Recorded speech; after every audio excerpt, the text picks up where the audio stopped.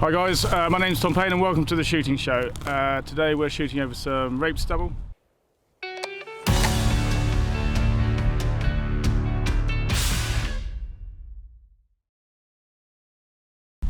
We did actually, or I have already shot this a few days ago. We shot 137 at the far end. It's a block of about 75 acres. The farmer struggled to finish it off, so he's come in now to finish it off today. So we just thought we'd get one last go at it. The wind's changed slightly for what I wanted to do. We're going to have one last go just to knock a few over before we then move into the main bulk of the farm, the far side. So we'll see how we get on. So when I'm setting up my decoys, obviously as I've explained before, I try and replicate what I've seen during my reconnaissance. They've been feeding reasonably tight to this hedgerow here behind us on the shorter parts of the stubble. So I'm just going to have a few small guys. I don't want to get too close, otherwise I get a bit on top of you when you're shooting. But I also want them to be fairly visible. But I'll be here, I'll be going into the gap you can see just where the combine is just before that. You can sometimes make your decoys look a bit sort of like you've a bit too sort of rigid. So what I tend to do is I actually prefer, as long as you don't damage the feathers too much on the stubbles, I prefer to chuck them because you get a bit more of a natural representation of what you're looking for. You've just got to be careful, especially on a rape stubble where it's so harsh that you don't end up smashing the feathers together and making your decoys look messy and untidy. But it does give you a bit more of a less placed and more natural look to a natural feeding bird. What I've looked, and then I go around with my cradles and place them accordingly.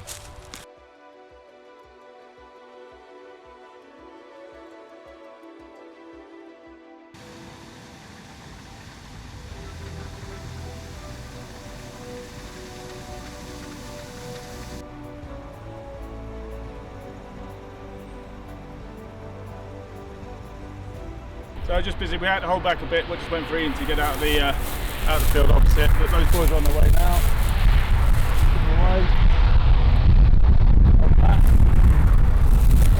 Yeah, so the lads are on the way. So I hope we're going to get a few hours at it. Not expecting anything big, but it's certainly, hopefully, just not what's on this side over the head. As I said, then we'll head on to the rest of the part of the farm when we get a chance. I'm going to use a single magnet today. Only because I'm being lazy. I'm not expecting anything massive, but it'll be a bit of fun.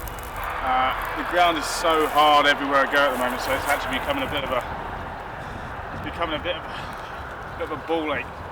Trying to get eye poles, cradles, magnets into the floor without knocking stuff in with iron bars and all sorts of things. So anyway, managed to get it in. So when I set my magnet up, try and pick the best birds I've got, ring wise. I'll always turn them slightly in, just so they can see what's going on. I like a fast magnet, but you don't want it absolutely, Mach 5, but you don't want it slow enough so they can work out what's actually going on. You're not trying to draw them to the magnet, it's just there to create movement. The last thing you want to start decoying to a magnet is kind of absolute pain in the arse to shoot. So it's just here to draw them to their mates, just a bit of movement for oncoming stuff, and then they should actually then focus on their mates that I put out for them. But sometimes I will use up to 4 magnets. That's mainly during the winter. Now it's fairly steady, not a massive population. They haven't been overshot in the area, so they are working okay. Areas where they get overshot, I'll use flappers. I use flappers quite a lot, but it depends on the situation. So now we're all set, ready to go. Had a quick couple. I've just nobbled. Put ourselves a small hedge here just between these there's 4 fields, 1, 2, 3 and a 4th one back there and the 5th where we shot that 137. Right in the middle, as I said before, maximise my angles, and we will see how we get on.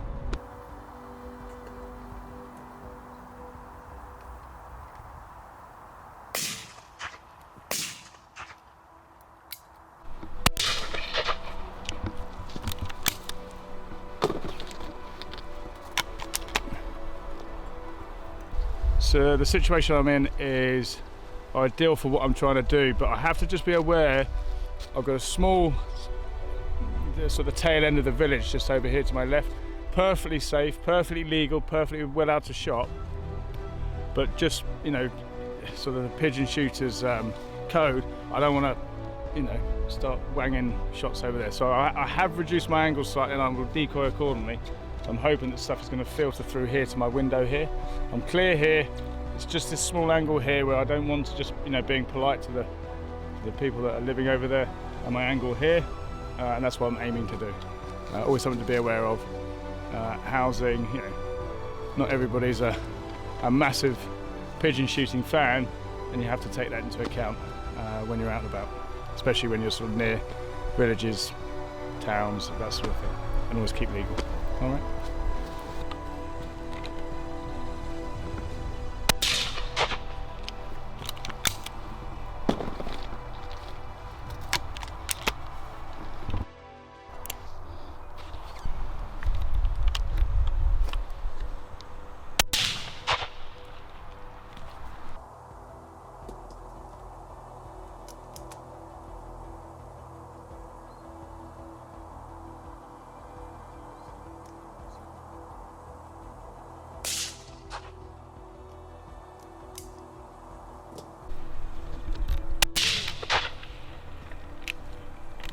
So I've been asked what cartridges I use with a company called Whole Cartridge.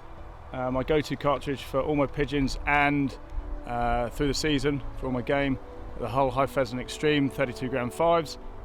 Love them, really smooth cartridge, love shooting them. Obviously we're going to the non-toxic era, which is disappointing for many, but it is what it is. And as and when I find a cartridge non-toxic, whether it be steel or any other, I'll be shooting those on the pigeons, and I'll keep everybody up to date with which I feel is the best killing cartridge for the job I'm doing. Ground seat, proper ground seat.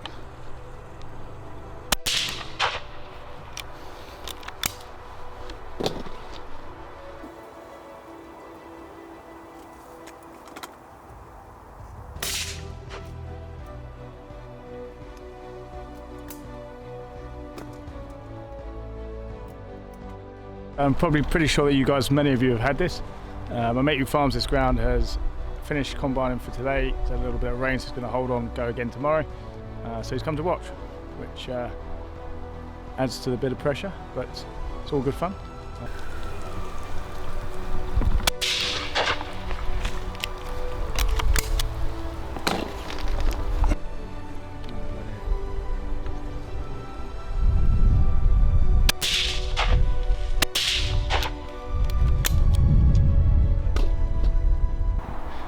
So far going well, shooting straight, which helps. We've been going hour and 45 and I'm on 50 exactly. So we shall keep going along and see how we get on. So far so good.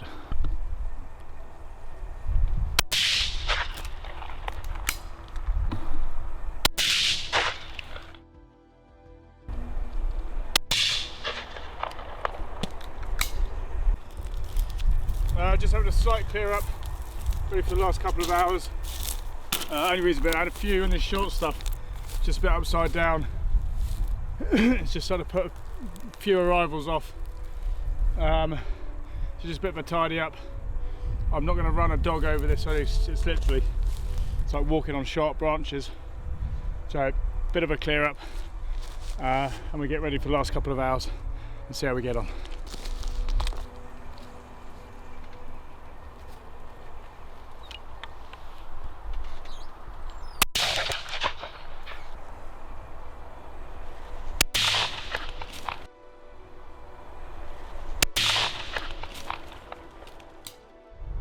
So we're just starting to lose the light now. It's all getting a bit stormy. It sort of looks like it's threatening to rain, but it's not going to rain. We're not far off 100 now, so I'm gonna hold out till we hit the ton plus, and then I think we're going to call it. Well, I'm fairly pleased with what I've taken off this place within sort of just two small outings. So that'll be done from the stubbles over here for this year, and on to the next.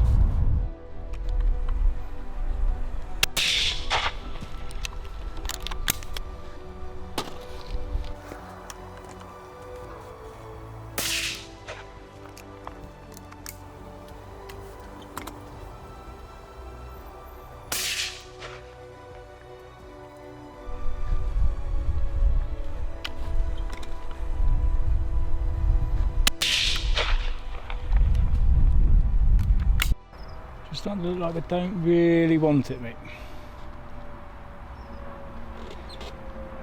So it's literally drawing to last knockings now. And I think we've got second time arrivals that have just seen it all before. You sort of get a feeling where they're just starting to switch off, so I'm gonna give it another 10 minutes and then pull stumps on a very successful afternoon controlling pigeons on this farm. So yeah, very good.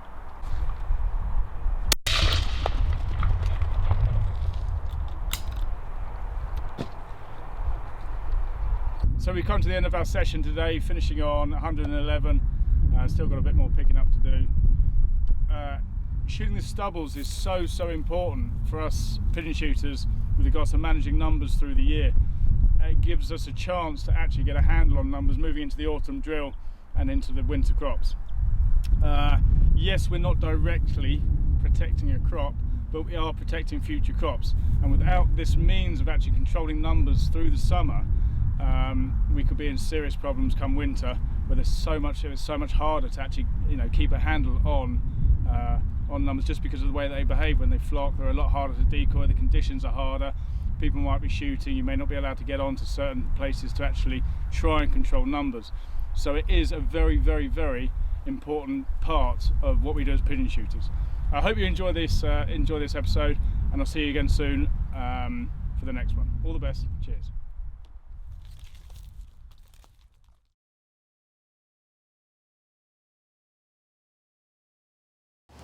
So this week I'm going to be taking the Sightmark Wraith 4K Ultra out on some bunnies.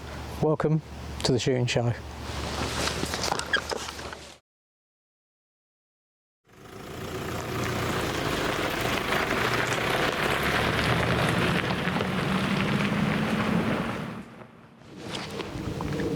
Right, so this week I'm going to be taking out the new Sightmark Wraith 4K Ultra. This is new scope from Scott Country. Looks very similar to the old HD version, but this one's got the 4K max innards in it. So you're getting a much better scope for the same price. It's still 600 quid, or just under. I've got that sat on a rather nice little rifle just been sent from GMK as well. This is a Tikka T1X in 17 HMR. And to say it is accurate is an understatement. It is bang on accurate. Really good little rifle that. Really nice to use, even though the bolt is on the wrong side. They do actually make a left-handed version. And yeah, I've been very impressed with it. I really like it. So yeah, we'll take it out, have a look, see if we can find a few bunnies.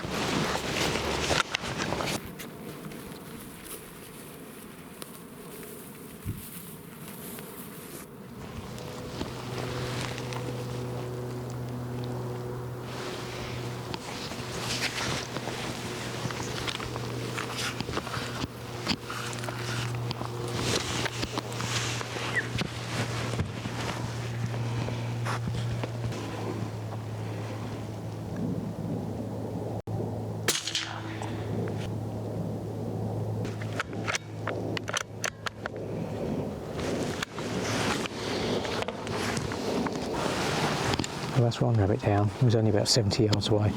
He was just on the edge of that bit of hedge there, and you couldn't really see him very well. I could only just about pick him out through the thermal, but he was just looking up above the grass. But HMR, boom, one down.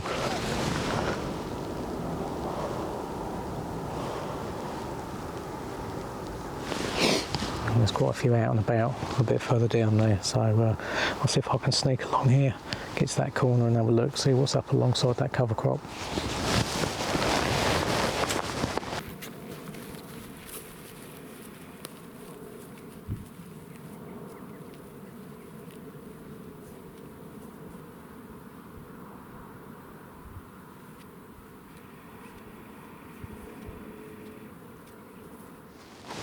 Right, so I've got myself comfy on the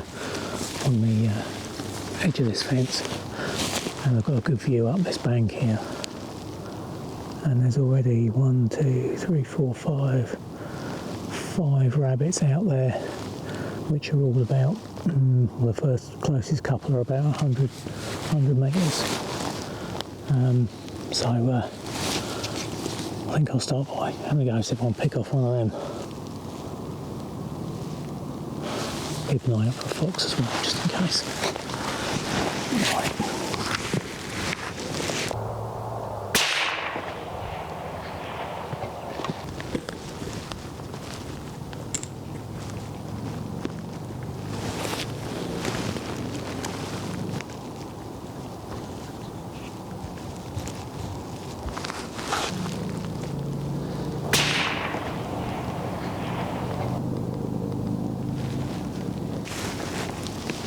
Right, so we've had a couple there, both about 100 metres.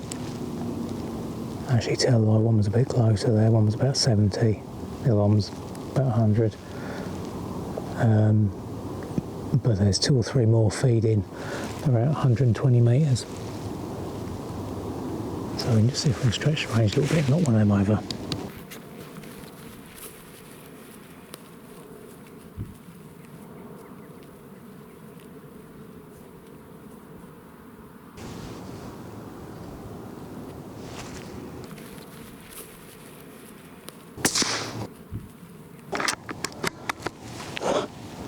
So it's going to be a busy evening.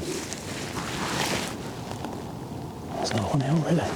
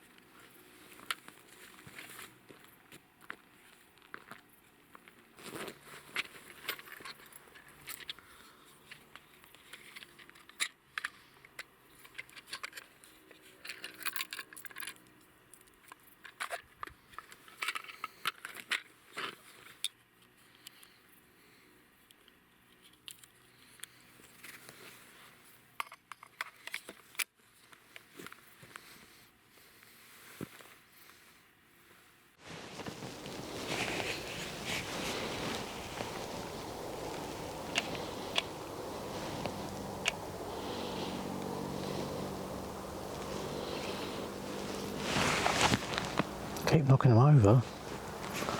It's a lovely still night tonight, which is perfect for the HMR. There's no wind to sort of knock it around at all. Yeah, and with the thermal as well, I'm using the Accolade Pro 2 thermal binos. And with these I can spot rabbits, I can range them and then go over to the rifle. And I know straight away whether or not they're within a sensible range. But to be honest, anything under sort of 130, 140 yards, HMR is just point and shoot. So yeah, it's ideal.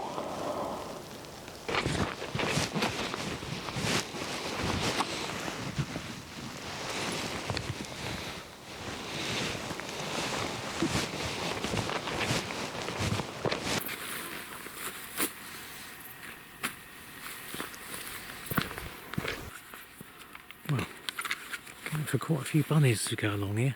What I'm doing is, rather than lugging them all around, wait until I get 2 or 3 and I'll just chuck them down in a pile up against the hedge here, so I can walk back along and I'll easily find them with the thermal.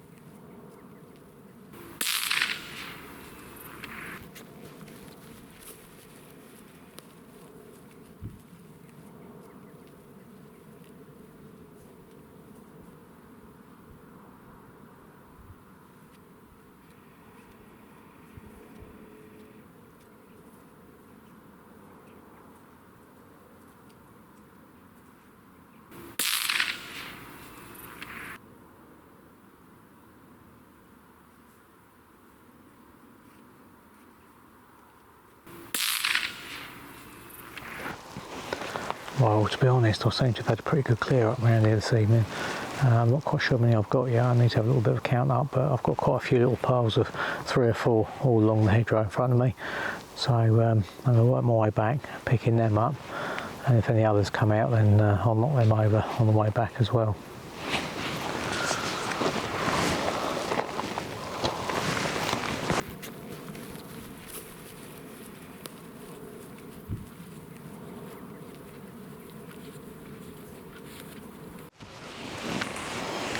Well, it's quite a good bag of rabbits there by the looks of it.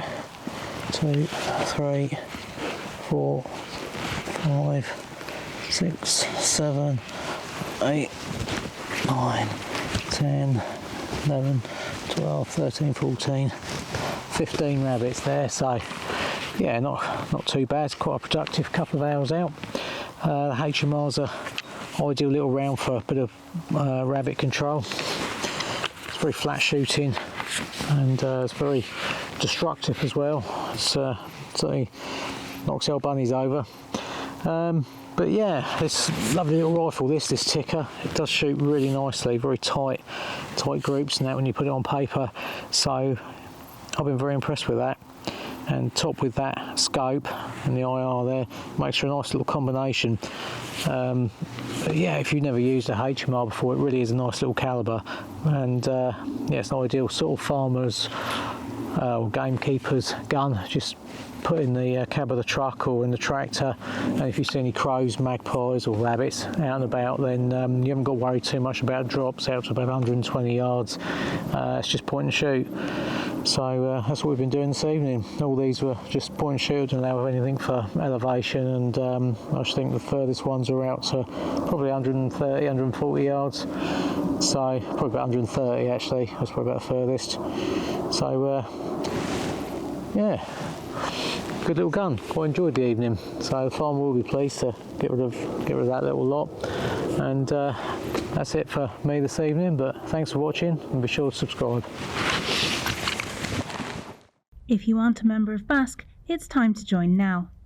BASC, looking after your sport, looking after you.